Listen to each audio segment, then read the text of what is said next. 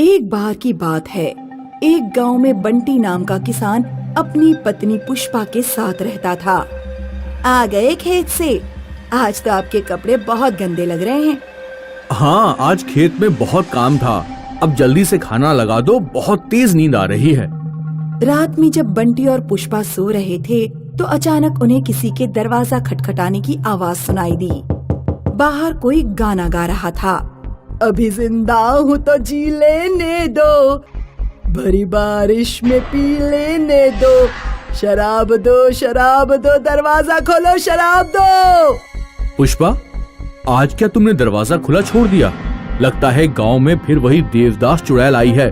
जल्दी जाओ, दरवाजा बंद करके आओ। पुष्पा उठकर दरवाजा चेक करने जाती है, लेकिन दरवाजा पहले ही बंद था। पुष्पा दरवाजे पर कान लगाकर सुनती है। पड़ोसी के घर से चुड़ैल की भयानक आवाज आ रही थी। लगता है पड़ोसी ने अपना दरवाजा खुला छोड़ दिया था। चुड़ैल उन्हीं के घर में घुस गई है। मुझे तो समझ नहीं आता कि हम चुड़ैल की समस्या से कब मुक्त हो पाएंगे। सरपंच जी कुछ करते ही नहीं। तभी अचानक चुड़ैल बंटी के घर का ही दरवाजा खटखटाने लगती है। दरवाजा खोल, शराब दे।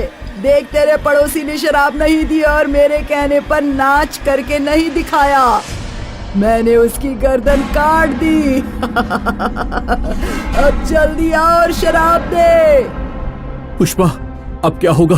ये चुड़ैल तो हमारे घर आ गई। आप डरिए मत, मैंने एक शराब की बोतल इमरजेंसी के लिए खरीद कर रखी थी। पुष्पा दरवाजे के नीचे से शराब की बोतल खिसका देती है। तब चुड़ैल बोतल लेकर चली जाती है। सुबह बंटी के पड़ोस के घर में मातम छाया हुआ था। चुड़ैल ने मेरे बेटे और बहू को मार डाला। अब कौन मुझे न्याय दिलाएगा? वो नाश पिटी चुड़ैल मेरे बेटे बहू को खा गई। बंटी और गांव के कुछ आदमी सरपंच के पास जाते हैं। सरपंच जी, आप कुछ करते क्यों नहीं? ऐसे कब तक हम उस देवदास चुड़ैल का अत्याचार सहते रहेंगे? गांव के लोगों को अपने अपने घर शराब की बोतलें रखनी पड़ती हैं। हमारे घर में खाने के लिए नहीं है, हम शराब की बोतल कैसे खरीदें? चिंता मत करो, आज रात उस चुड़ैल को हम मार डालेंगे। सब लोग रात में 12 बजे अपनी अपनी मशालें जलाकर चौपाल पर इकट्ठा हो जाना। उस रात गांव के लोग सोए नहीं और आधी रात को मसाले लेकर चौपाल पर आ गए। जय हनुमान ज्ञान गुण सागर, जय हनुमान ज्ञान गुण सागर, मेरी रक्षा करना। अभी तो भूतनी आई भी नहीं, अभी से तुम्हारी पतलून गीली होती जा रही है। गांव के लोग डरते डरते आकृति की तरफ बढ़ते हैं। अरे, ये तो चुड़ैल नहीं, ये तो गांव का शराबी भोला है। तभी कहीं दूर से किसी औरत के चीखने की आवाज आती है। बचाओ, बचाओ! गांव वाले जहां से आवाज आ रही थी उस दिशा में दौड़ते हैं। चुड़ैल ने 2 औरतों की गर्दन पकड़ रखी थी। नाच कर दिखाओ। हमें नाचना नहीं आता, हमें छोड़ दो, हमें छोड़ दो। नाच कर दिखाओ वरना गला घोट दूंगी। हमें क्या करना चाहिए? क्या पूरे घर को आग लगा दें? नहीं, घर के अंदर 2 औरतें भी हैं। अगर हमने पूरे घर को आग लगाई तो वो दोनों भी मारी जाएंगी। ऐसा करते हैं, पहले हम उस चुड़ैल को डराते हैं। सुनो चुड़ैल, यहाँ से चली जाओ वरना हम घर में आग लगा देंगे और तुम जलकर राख हो जाओगी। लगा दो आग। मेरी जिंदगी में तो 40 साल पहले ही आग लग चुकी है। ऐसा कहकर चुड़ैल उन औरतों को छोड़कर गायब हो जाती है। काका, 40 साल पहले इस गांव में जो घटनाएं हुई हैं, हमें उनके बारे में पता करना चाहिए। शायद उस चुड़ैल के बारे में कुछ पता लग जाए। हमारे गांव में कोई इतना बुजुर्ग आदमी नहीं है जो 40 साल पहले हुई घटनाओं की जानकारी दे सके।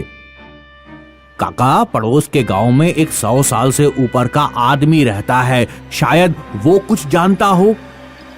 बंटी और सरपंच उस बुजुर्ग आदमी से मिलने जाते हैं। वो बुजुर्ग आदमी को देवदास चुड़ैल के बारे में सारी बात बताते हैं। देवदास चुड़ैल, हाँ मुझे याद आया।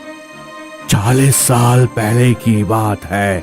गांव में श्यामदास नाम का एक बहुत अमीर जमींदार रहता था। उसकी बेटी एक नीची जाति के लड़के से प्यार करती थी। जब जमींदार को ये बात पता लगी तो उस जमींदार ने लड़के को मरवा दिया, क्योंकि अगर जमींदार की लड़की नीची जाति के लड़के से शादी कर लेती तो जमींदार की नाक कट जाती। लड़के के मरने के बाद वो लड़की शराबी बन गई, गली गली भटकने लगी और फिर कहीं गायब हो गई। किसी को नहीं पता वो कहाँ गई। जमींदार भी गांव छोड़कर चला गया। मुझे लगता है ये उसी लड़की की आत्मा है जो चुड़ैल बनकर तुम लोगों को परेशान कर रही है। वो चुड़ैल प्रेम की भूखी है, उससे प्यार से बात करो। काका, आज रात मैं अकेले ही चुड़ैल से बात करूंगा। हालांकि मुझे डर लग रहा है, लेकिन फिर भी मैं ये काम करूंगा। बंटी उस रात अकेला ही चौपाल पर बैठा रहा। फिर चुड़ैल उसके पास आई। मैं तुमसे नहीं डरता। मुझे तुम्हारे बारे में सब कुछ पता लग गया है। तुम्हारे साथ जो कुछ भी हुआ उसका मुझे बहुत अफसोस है, लेकिन उसके लिए हम गांव वालों को परेशान मत करो। गांव में कोई भी लड़का या लड़की किसी से भी प्रेम करेगा तो हम उनकी शादी कराएंगे। हम अपने गांव में जाति भेद भी नहीं रहने देंगे। अगर दो लोग आपस में प्रेम करते होंगे तो उनकी जाति देखे बिना उनकी शादी कराई जाएगी। काश 40 साल पहले भी लोग इतने ही समझदार होते तो मुझे चुड़ैल बनकर इस तरफ भटकना नहीं पड़ता। तुम एक अच्छे इंसान लगते हो। मैं तुम पर भरोसा करके इस गांव से जा रही हूँ। ध्यान रखना, जैसी मेरी हालत हुई है वैसी किसी और की ना हो। ऐसा कहकर चुड़ैल गांव से हमेशा के लिए गायब हो जाती है। मनकापुर नाम का एक गांव था जो मुर्गी पालन के लिए जाना जाता था। गांव में रामपाल नाम का एक अंडे बेचने वाला अपनी पत्नी और बच्चों के साथ रहता था। रामपाल का बहुत बड़ा फार्म था। वो ट्रक में अंडे भरकर दुकानदारों के पास ले जाता था और उन्हें थोक के भाव में बेचता था। लो श्यामदास, 1000 रुपए हो गए तुम्हारे। रामपाल, बच्चे कैसे हैं तुम्हारे? मैंने सुना है कि तुम अपने बच्चों को कहीं से चुरा कर लाए थे। बच्चे मैंने चुराए नहीं थे, मुझे मिले थे। और तुम्हें मेरे बच्चों से क्या लेना देना? पैसे दो, मैं लेट हो रहा हूँ। रामपाल जब घर पहुंचा तो उसका बेटा अर्जुन रामपाल से बोला, पापा आज अंडे कितने रुपए में बिके? आज पूरे 5000 के अंडे बिके हैं बेटा। पिताजी, मेरे लिए इस बार एक मोटरसाइकिल खरीद कर दे दीजिए। पापा, अर्जुन को अगर मोटरसाइकिल दिला रहे हो तो मुझे भी एक स्कूटी दिला दो ना। अच्छा ठीक है, तुम दोनों को दिलवा दूंगा। कल मैं राकेश के पास जाता हूँ, वो मोटरसाइकिल एजेंसी में काम करता है। रामपाल अगले दिन जब जंगल के रास्ते राकेश के घर जा रहा था तो रास्ते में उसे कुछ अंडे पड़े हुए मिले। अरे ये अंडे रास्ते में कहाँ से आ गए? रामपाल एक अंडा उठाता है, लेकिन अंडा छूटकर धरती पर गिरता है और फूट जाता है। अंडे से जहरीला धुआं निकलता है और रामपाल के चारों तरफ फैल जाता है। एक प्रेग्नेंट चुड़ैल रोते हुए वहाँ आती है और रामपाल को कोड़े मारने लगती है।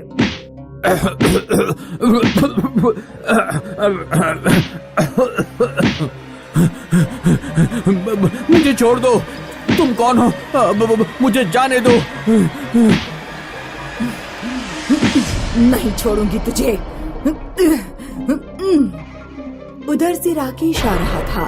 राकेश ने देखा कि रामपाल किसी से बातें कर रहा है, लेकिन आसपास कोई नहीं है। अरे रामपाल भैया, क्या हुआ? अकेले में किससे बात कर रहे हो और इतने घबराए हुए क्यों हो? वो चुड़ैल।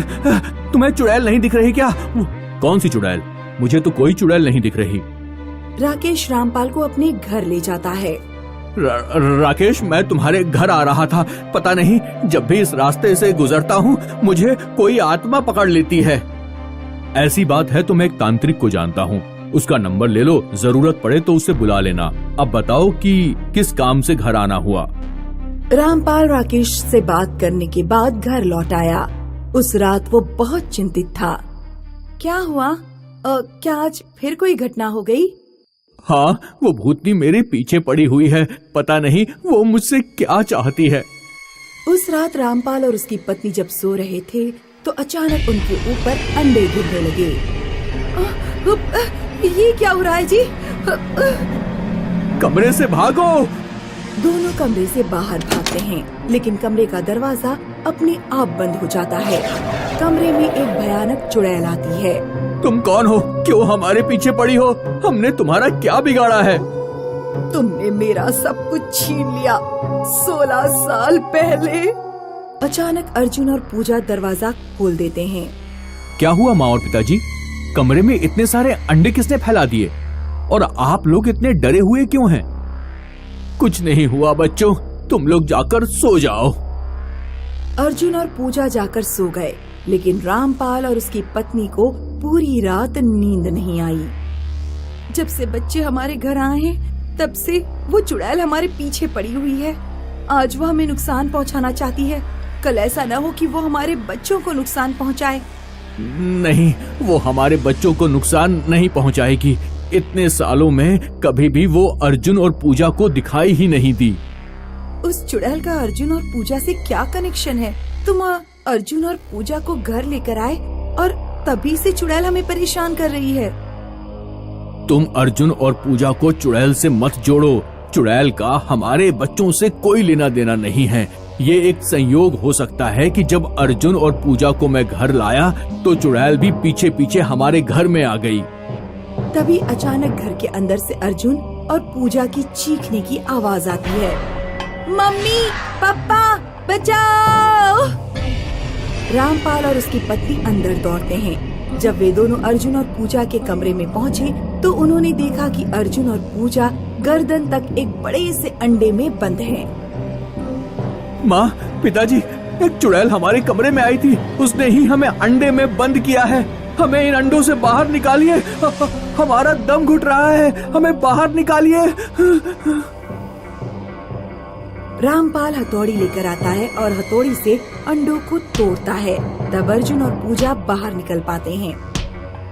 लगता है अब उस तांत्रिक को बुलाना ही पड़ेगा। रामपाल तांत्रिक को बुलाता है और अपने घर में हवन करवाता है। ओम ह्रीं क्लीं, ओम ऐं ह्रीं क्लीं चामुंडाय विच्चे, ओम ऐं ह्रीं क्लीं चामुंडाय विच्चे। कौन है तू? सामने आ। ओम ह्रीं क्लीं चामुंडाय विच्चे, ओम ऐं ह्रीं क्लीं चामुंडाय विच्चे। तू सामने आ। क्या बिगाड़ा है रामपाल ने तेरा? क्यों इसे परेशान कर रही है? 16 साल पहले जंगल से इसने मेरे अंडे चुराए थे। ये दोनों बच्चे उन्हीं अंडे में से निकले हुए हैं। दुनिया वालों को ये रामपाल बताता है कि ये बच्चे जंगल में पड़े हुए मिले थे। तुम कहना चाहती हो कि दोनों अंडे तुम्हारे थे? हाँ, वो अंडे मेरे थे। हम चुड़ैल सीधे बच्चों को जन्म नहीं देते, अंडे देते हैं। मुझे अपने बच्चे वापस चाहिए। तुम्हारे दोनों बच्चे यहाँ सुरक्षित हैं। हमने इन्हें बड़ा किया, हम इन्हें प्यार करते हैं। इन्हें हमसे मत छीनो। मैं अपनी माँ और पिताजी के साथ रहना चाहता हूँ। और मैं भी। ठीक है बच्चों, और तुम दोनों यहाँ इंसानों के बीच खुश हो तो मैं क्या कर सकती हूँ। लेकिन याद रखना कि तुम्हारी एक माँ है जो जंगल में रहती है। तुम जब भी मिलना चाहो अपने बच्चों से आकर मिल सकती हो। मेरे बच्चों को कोई परेशानी नहीं होनी चाहिए, वरना मैं तुम्हें सताऊंगी।